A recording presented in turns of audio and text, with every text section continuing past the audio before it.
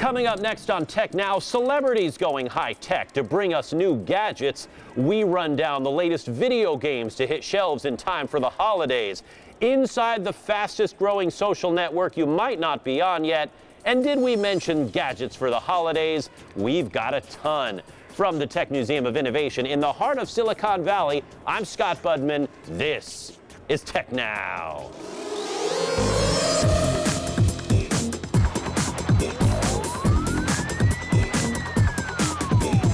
Thanks for watching. We've seen a cavalcade of new tech gadgets lately, and we've got a lot of them to show you this week. We begin with Apple's new iPad mini, now in the hands of faithful customers. Even with online shopping on the rise, there's still something about getting your hands on brand new devices inside a brand new store. Well, I had it on my Christmas list, but now that I see it, I might have to open it a little bit early. That's the kind of thing we heard a lot from Apple fans in the Palo Alto store, even when the new gadget is really just a smaller version of what's already out there.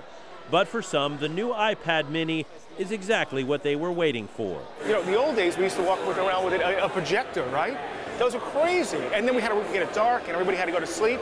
Now we just pull it out of our pocket and we have an instant presentation. So I love it. And while it does everything its bigger cousin does for about $200 less, the Mini is quickly winning fans. I had thought of getting it for my wife at some point, yeah.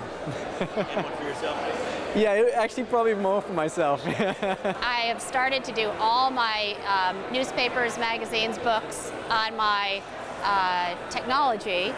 But I'm finding that the iPhone, the text is getting smaller and smaller. And the iPad, I like to read in bed, and it's a little too clumsy, and then I drop it. So this, to me, is the perfect size. Smaller crowds for a smaller product, but one these shoppers just had to touch. But not content to let Apple have the whole mobile market, Microsoft is back with a brand new phone. It's getting a lot of attention from techies and actresses. Here's how it works. In an already crowded field, smartphone users couldn't wait to get their hands on the next model. It's the most personal smartphone operating system you can get. And that's good news from Microsoft, trying to gain ground against rival Apple and its iPhone. They have something that's completely different from the iPhone. Microsoft calls it Windows Phone 8. Its newest operating system inside phones from companies like Nokia and HTC, offering a new, custom-made version of Pandora, as well as a cool feature for parents. Really, we built this feature as a way to help parents and kids stay connected to each other. Called Kids Corner, a way to make sure your kids can only get to what you want them to reach when they play with your smartphone.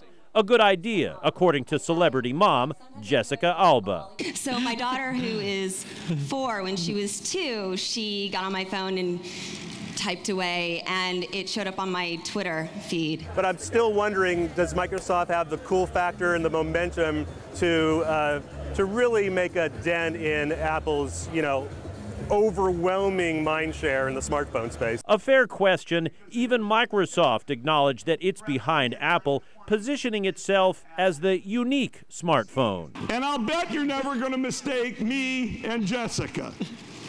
But perhaps as importantly, you're never going to mistake our phones for each other's either. We even had the launch of a new television show about Silicon Valley, our own reality show. But how real is it? Tech Now's Gene Ellie sat down with the stars. There are certainly a few tense moments between me and my sister all the way through. Surprisingly, you still got all your fingers. Yeah, exactly. Ben and Hermione Way can't tell us too much about Bravo's new reality show startups, Silicon Valley, but promise high-tech drama. We give away for free to millions of people for less than $2. With lots of hard work and serious play. The Ways are just 2 of several characters hoping to be the next Silicon Valley sensation. We basically came up with the whole name, idea, product on the show. Went through the funding process in Silicon Valley. As you'll see, we pitched to some of Silicon Valley's biggest investors on the show. Sounds serious, but there's a saucy side. Even before the premiere, the show has critics. The partying, the San Francisco mansion location, and the alleged script have the tech world buzzing. The Ways say this reality show is real. You could not script this in a million years. The stress and the the pain of the experience we went through on the camera was so real. You begged for my help.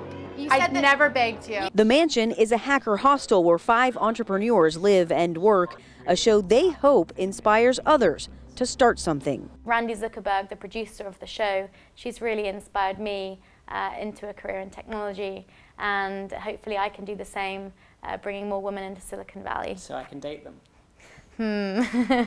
There's the drama. Thanks, Gene. Hardware, TV shows, and a new light bulb.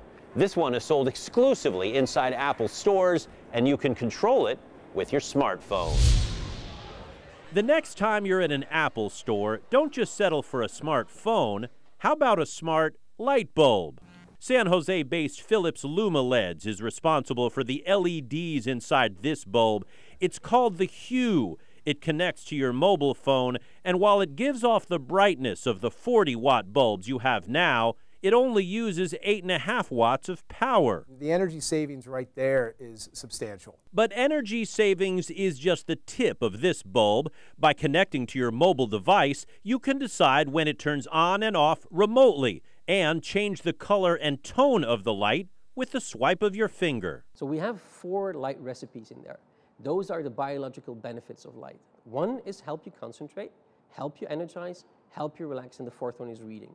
And those are proven light settings that indeed help you increase that mood that you want to get into. You could be sitting there watching TV and have, and I'm looking right here, have the bulb in one setting, and you can see it dim. And then when the commercial comes off and you're reading a book or want to pick up an article or a commercial comes on and you're reading it, you can get brighter light as you need it. You can find the Hue app on both Apple and Android phones, but the long-lasting light bulbs, which sell in a pack of 3 for about $200, are sold exclusively in Apple stores, a relationship LumaLED says gives the project an extra shine. There's a credibility there.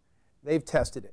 They've validated it. They understand the technology, and then they can help explain it. And that's one of the things I think Apple does really well, is explain new technologies to people. In a world used to changing light bulbs frequently, these will last, but they're expensive, and that might take some getting used to. LumaLEDs hopes the innovation, not to mention the smartphone connectivity, will be a turn-on. Google also getting into the act. New mobile devices from the search giant. We stopped by Google to get the scoop. So Patrick, big week of releases, and Google has a couple of new devices as well. Yeah, it's been a really big week for us. We're actually announcing 3 new devices. So the Nexus 4, which is our latest smartphone in the Nexus lineup. The Nexus 7, which is a tablet we launched in June, we're actually upgrading now, and so you get more storage for the same price. And we also have a HSPA Plus version that gives you mobile data, so it's even more portable. And we announced the Nexus 10, which is our first 10-inch tablet in the Nexus lineup. All right, so heading into the holiday season, we've got new products from Apple, Microsoft, Amazon. I mean, it's just a crazy amount of mobile devices. How does Google stand out from the crowd? Well, I think the Nexus lineup is interesting because it really embodies what Google sees as the perfect intersection of the latest innovations in Google software, either from our cloud services or from the Android platform itself, and the greatest innovations from multiple manufacturers. So we worked with Asus on the Nexus 7, LG on the Nexus 4, and now Samsung on the Nexus 10. Is the strategy for Google to be inside all of these devices as opposed to some of the hardware missteps, let's say, from Microsoft in the past? And you just want to say, hey, we want to make search, we want to do all the information no matter what you're using, and so you're going to as many devices as possible? Well, I think our ecosystem strategy is very different from, say, Microsoft's or Apple's, right? Where ours is open. I mean, it's really open. And as Andy has said before, we don't try to control all devices, right? So we established Android to really create a level playing field where any manufacturer can take it and innovate on their own. And on the Nexus devices, what we're trying to do is really raise the bar for what we think the best Android device can be. So I think that's what really makes it different, is it's really a partnership between different manufacturers and Google on the Android team and our other teams within Google that are building great apps like Gmail and Maps with turn-by-turn navigation.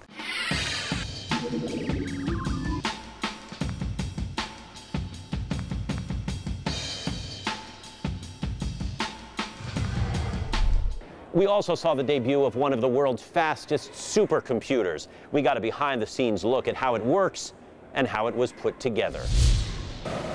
It's a massive machine in a massive room, and what it's working on could change the way we make scientific discoveries for decades. The recently launched Titan supercomputer will tackle the world's biggest problems. Titan uses about 9 megawatts of power. That's as much as a small town of about 4,000 or 5,000 people. It also uses about the same amount of water as a town of 4,000 or 5,000 people to cool it. Enough to power a small city, and it took a small city's worth of manpower to put it together.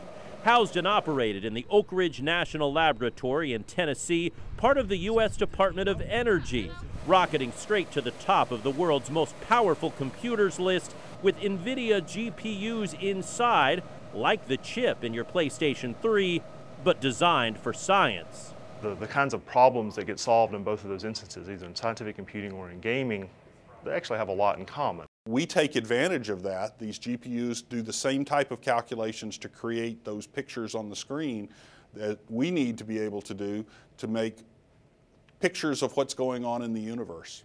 We build processors that go into mobile devices all the way up to supercomputers, and there's a tremendous amount of design leverage across and up and down that spectrum. Now, to get a sense of just how powerful Titan is, consider that it can calculate in 1 hour what your computer would take 20 years to finish, and they're just getting started. About every 10 years, computers have been getting 1,000 times faster than they were before. And we've been doing this for several decades now. Well, we've reached the first petaflop. That's a million billion operations every second. And that kind of power doesn't come cheap. It costs $9 million a year just for Titan's electricity bill. But thanks in part to the GPUs inside, Titan is actually 5 times more efficient than the previous model. And what it gives us is a glimpse into what happens next. Think of a supercomputer as a time machine. The simulations that we do on the machine today are trying to predict what's going to happen in the future. And so with a more powerful computer, we can look farther into the future to try and understand what's going to happen. If you really want to geek out, I can tell you the Titan can do 20,000 trillion calculations per second. That's 20 petaflops. Stay with us. We have more ahead on Tech Now. After the break, we peek into the hottest video games coming your way this holiday season. And we go social networking. Kim McNicholas takes us behind the scenes at Tagged.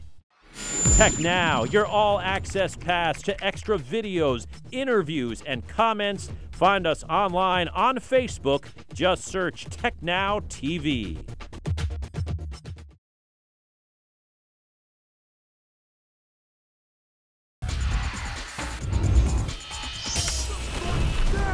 Welcome back. We've been talking about what's hot this holiday season, and video games, of course, topping the list. And the biggest company of them all, of course, Electronic Arts. Chip Lang is here from EA to talk about what's on the way this holiday season. And I guess the buzzword is kind of everything for everybody, no matter where you're playing or how you're playing. It really is. Well, it's coming on the holiday season, so obviously a lot of people are thinking about what gifts they're going to be getting. And you know, if you're playing on a console, right, a big screen TV, you know, you've got your 360 or PlayStation 3, right. You're in there. You need a big thing that's going to show that off, something like a racing game, right? So you go play our new Need for Speed title. My kids are all playing that right now. We're having a blast. Total open world, drive around the best cars in the world, driving all around there.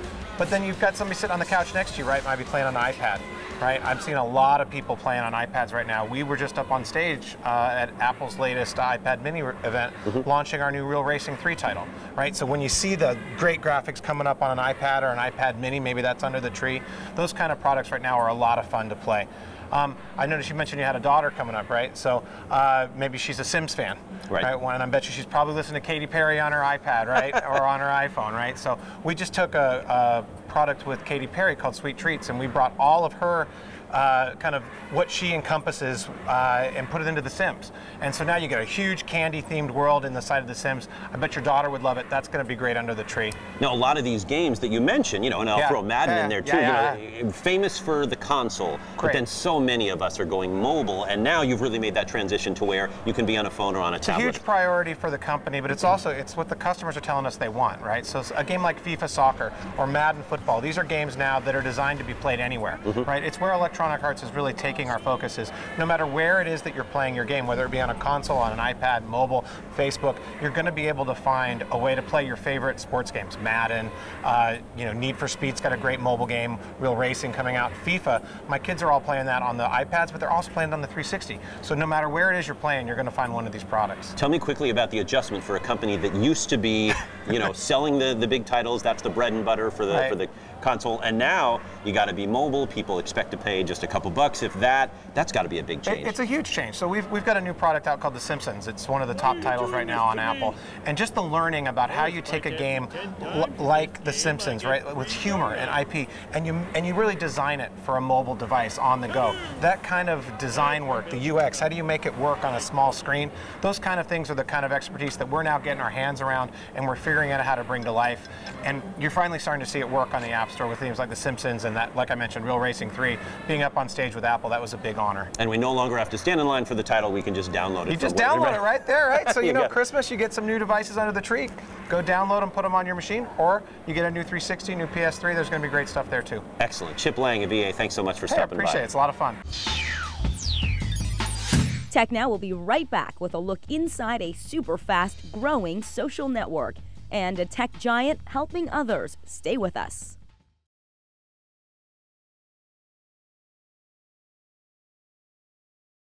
Welcome back. It's one of the fastest growing social networks in the world, and it's still privately held. Kim McNicholas of Pando Daily gives us an inside look at TAG.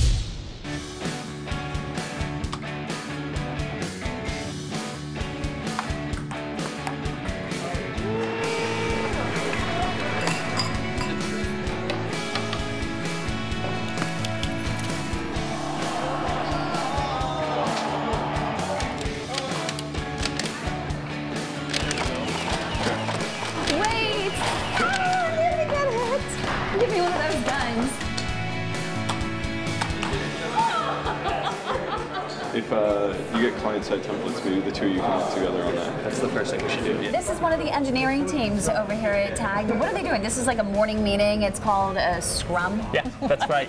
So we huddle every morning. It's a rugby term, and we have these small teams that get together and get all in sync and get ready to take on the day. Ready, break. By day, you're an errand ninja, and then by night, you're a professional artist. Yeah, we started with Taj Mahal, and it just kind of spiraled out from there. Done everything from Bart Simpson surfing on a wave to Mayor Edley. One of the things that is an important part of our culture is our hackathon. It's kind of a bunch of different hackathon ideas called the ADD Hackathon. 3 to 4 times a year, we have an all-night event where instead of us telling folks what it is that they're supposed to be doing, they get to do whatever they want. Right. And it's been really producing a lot of innovation. All right, let's do it all together. 1, 2, 3. TAG is definitely a marathon, if not an ultra marathon, not a sprint.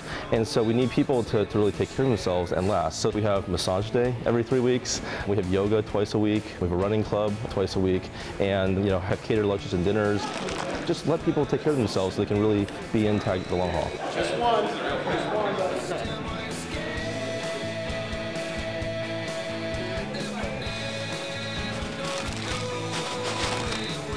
As part of your whole wellness thing you have here at TAG, you have the amazing race. Yeah, so what we're doing is we're all wearing pedometers, and we've broken ourselves up into teams.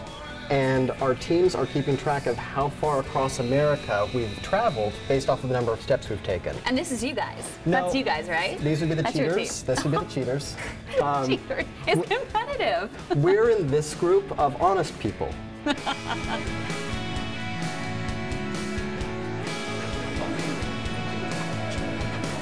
You just brought in a round of financing. Yeah, recently we closed a round of $15 million of growth financing from a Lighthouse Capital and Comerica Bank.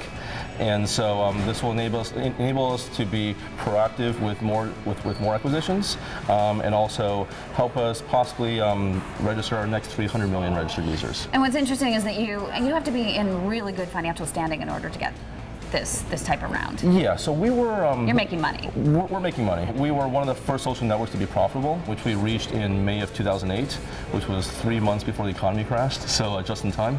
And we've been profitable ever since. So 2012 will be our 5th consecutive profitable year. We're currently on around a 50 million a year revenue run rate, and they're growing. I've been talking to a few folks here in Silicon Valley that when you had that issue where you were spamming people with emails and such, and you ended up settling with what? Various governments. Over that.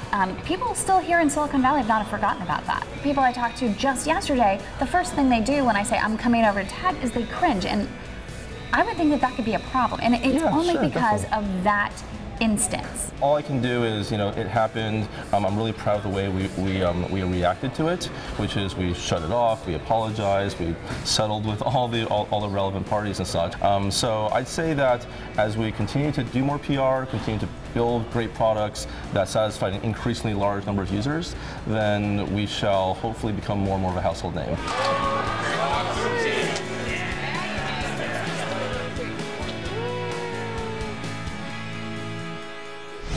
Thanks, Kim. Tech Now. We'll be right back.